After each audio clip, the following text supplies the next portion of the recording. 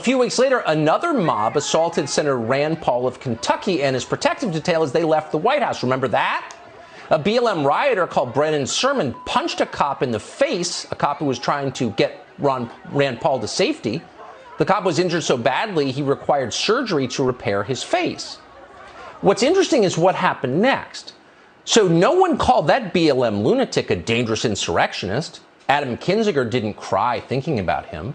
Liz Cheney hasn't gone on CNN to denounce him or compare him to somebody flying a Japanese Zero at Pearl Harbor or to Al-Qaeda on 9/11. Why? Interesting. Because the BLM guy supports the program. So what happened to him? Well, he was detained briefly for his crimes, assaulting a police officer who required surgery, and then he was released from jail on his own recognizance. He did not rot in solitary in the D.C. jail for 6 months and counting for a nonviolent offense like so many of the Trump voters on January 6th. You noticing a difference here? No one in Congress seems to notice the difference. During today's hearings, Officer Harry Dunn inadvertently made that point. When people in charge condone crimes, he said, things tend to fall apart. They had marching orders, so to say. When people feel emboldened by people in power, they assume that they're right.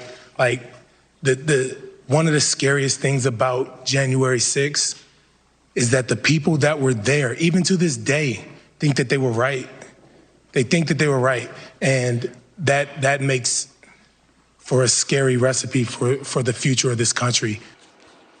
Yeah, well, he's right about that. Quote, when people feel emboldened by people in power, they assume they're right. And that is absolutely true, though not in the way that Officer Dunn meant it. That is precisely why the country burned last year and no one was ever held responsible for it. Not the people who did it, not the people who funded it, not the many members of Congress who condoned it publicly. And we await a commission on that.